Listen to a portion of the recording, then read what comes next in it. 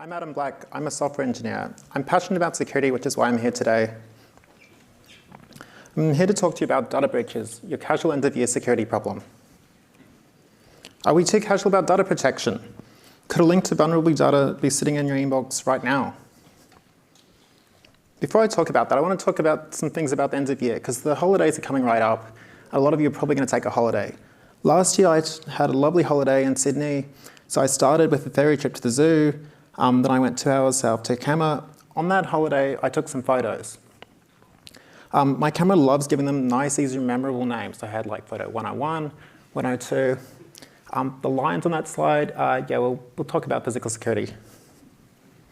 So when you go on holidays, do you ever wonder, did I lock my door? Because someone might come in and steal your stuff, or maybe your computers or other stuff. But these days, I worry more about the windows. You see, the cunning cat burglar knows to look for the windows. People leave them open. The main door might have big locks. The window, perfect access. These days, also wonder, could anything be seen through the window? Maybe my holiday itinerary. Maybe I don't want the cat burglar to know when I get back.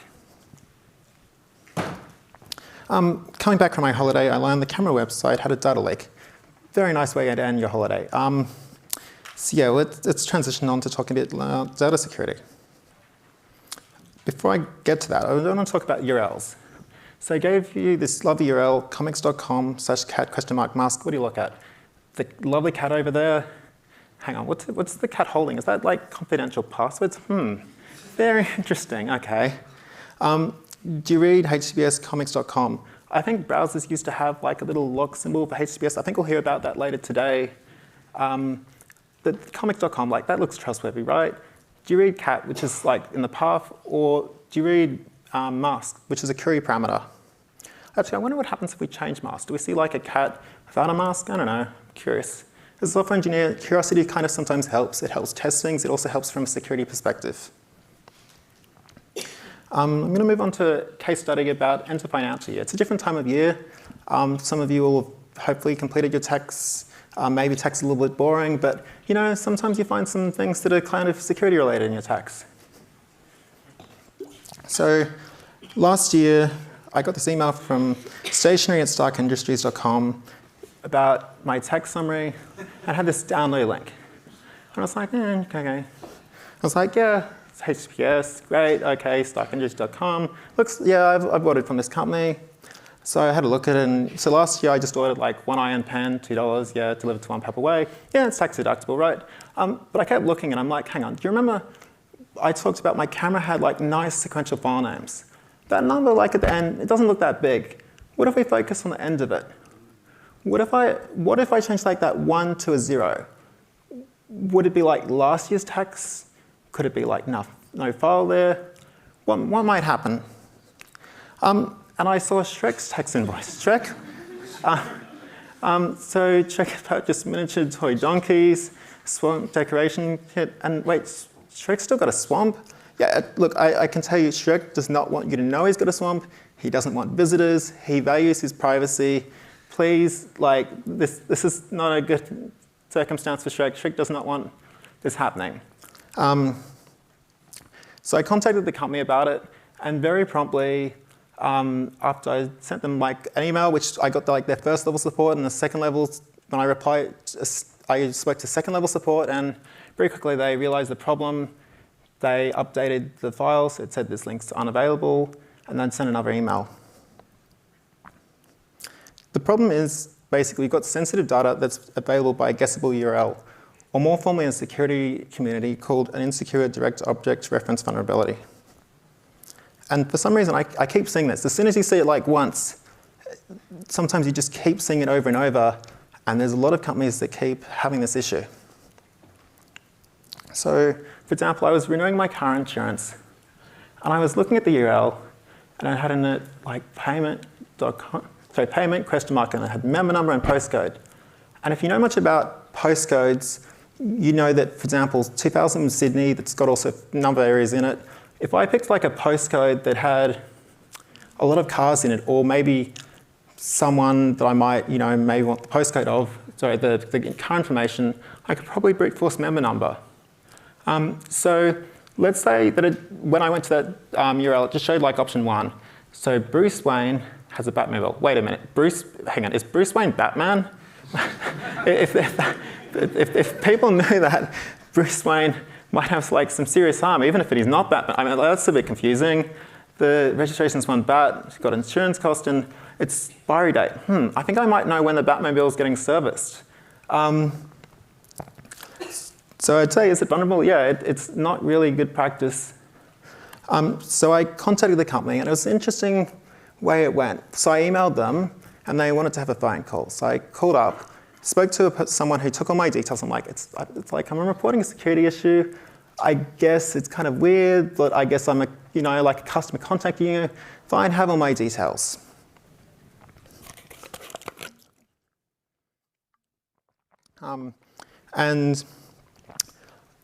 So I spoke to the first person, who then transferred me to a second person, who is like, the person to speak to about this case. And the call started, have your details been verified? Yes. Now, this was really interesting because I felt like someone from the company is asking, can I trust you? And I was just like, I'm like trying to report like security issue, wondering about how your security is, and you're asking like a question that's like, hang on, have you been verified? It's like, that, okay.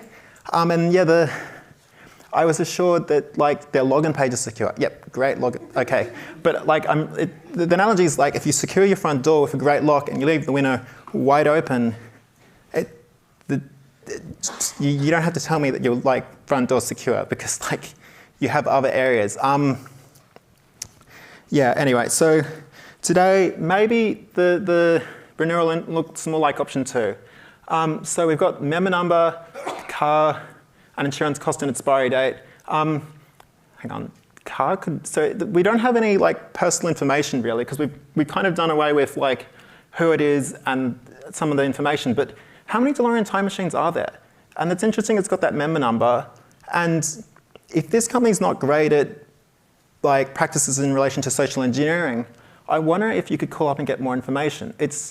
I'd say it's a bit of a concern. I mean, technically it's not really personal information. It's not really best practice. I had this other example, which was a link to my tax invoice.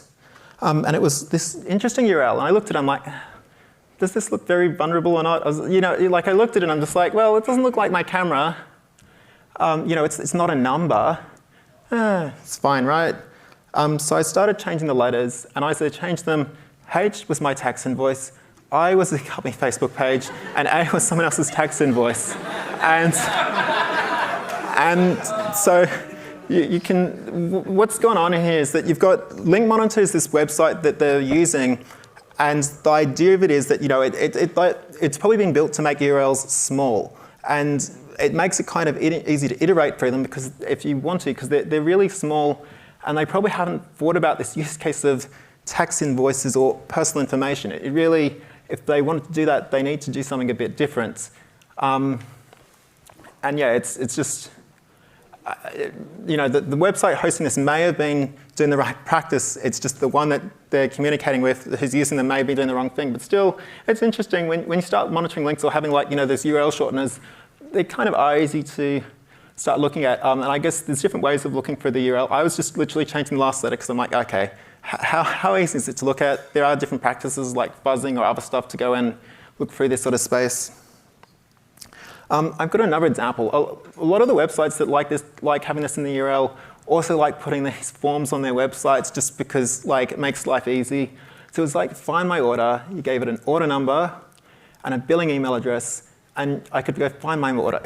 I know it says find my order, but what if let's just pretend find any order. And so I'd order from this store a number of times, and I could see, order number a while back was this, order number now was this. I kind of knew what that ID space is, and if I knew anyone's email address, I could go up, find out what they might have ordered, and their address, which, yeah, it's not really good practice. So I'd say it's very likely vulnerable. There may be a reason it's not. It's just very likely is. Here's another example. So I've got this longish URL. It's like, and And they're using a UID, so it's 128 bits. So is it vulnerable? Not really. Not unless this isn't a UID, but as long as all that's random, yeah, it's not vulnerable. And this other website has an even longer URL, and they're using a UID. Not only that, when I went to it, they're like, email link expired, and it says send a link. I guess today, when we came to this conference, no one actually looked at like the Eventbrite IDs. Eventbrite was an example where they've decided access to your, a link isn't good enough. They actually have an expiry on it. So they're basically making sure that you haven't just got this like in your browser history. What if you logged out or something? They want to make sure you still have access to your email address, which is a good practice. So yeah, I'd say this one isn't vulnerable. And so I'd say best practice is really just prefer non-enumerable IDs. For a lot of applications, UID is a great start, like 128 bits. You may as well, with IPv6 going, you may as well go anywhere else on the internet. Like, just like leave this website alone, find some other vulnerability. Again, it depends on how many entries you've got, but it's a really easy start. I'd also say ensure adequate authentication and authorization controls. So for example, is access to that link enough to show that you should have access to it? So if it's a public computer, maybe it's still in browser history. It might not be enough. You could also have a login that's required. It makes it a lot easier, a lot more secure. Another thing I'd also recommend is rate limiting. So for some of these scenarios, we had to brute force a lot of entries to find where the data was. If there's rate limiting, it means that the amount of entries you can try in one go becomes a lot lower. You could also potentially verify someone's not a bot. So like you could put a captcha up there and say, please fill this in. And it makes it a lot harder to attack.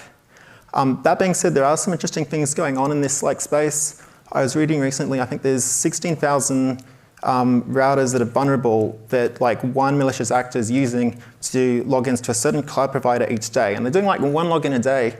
But if you're rate limiting an IP address, if you've got 16,000 things trying to log in each day, yeah, you kind of have to think about what your rate limiter should be at. One of my other recommendations also,